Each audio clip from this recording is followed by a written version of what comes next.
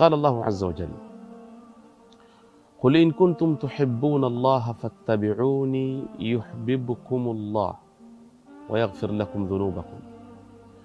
Waambie, ikiwa nyinyi mwampenda kweli Mwenyezi Mungu Subhanahu wa Ta'ala, fattabi'uni, nifuateni mimi, yuhibbukumullah, Mwenyezi Mungu Subhanahu wa Ta'ala atawapenda.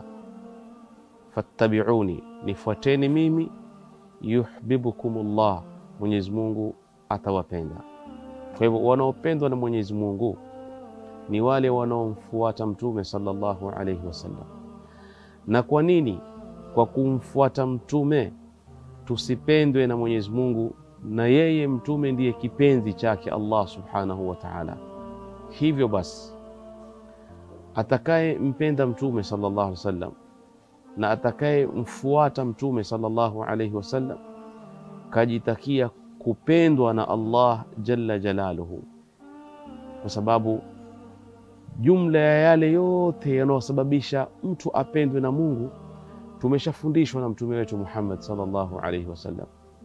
Na kumfuata Mtume sallallahu alayhi wasallam, na hii ndio nukta muhimu, si kumfuata peke yake katika ibada kama wanavyofikiria wengi, yani katika shaair na kusudia, kama vile kuswali, ukaswali anavyoswali Mtume, ukafunga alivyofunga Mtume, ukaamka usiku alivyoamka usiku Mtume sallam.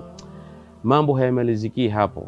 Hiyo ni moja katika kumfuata, lakini kumfuata Mtume sallallahu alaihi wasallam kikamilifu ni usimuache kwenye maisha yake ya kijamii, ila na wewe umemfuata alivyoishi, kwenye maisha yake ya kisiasa, ila na wewe uliishi kama yeye, kwenye maisha yake ya kibiashara, ila na wewe uliishi kama yeye, kwenye maisha yake baina yake na wasiokuwa Waislamu, ila na wewe uliishi kama yeye. Bimaana ulimfuata Mtume sallallahu alaihi wasallam kwenye mwenendo wake wa kimaisha.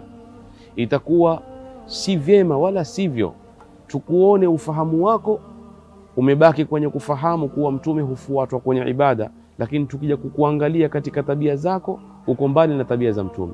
Katika kuishi na mke wako hana furaha ndani ya nyumba, katika kuishi na wasiokuwa Waislamu huwatekelezei haki zao kama wanadamu, katika siasa yako ya ufisadi na uharibifu, bado wajiita ni Muislamu na wamfuata Mtume. Si huyo, ni yule anayemfuata Mtume kikamilifu.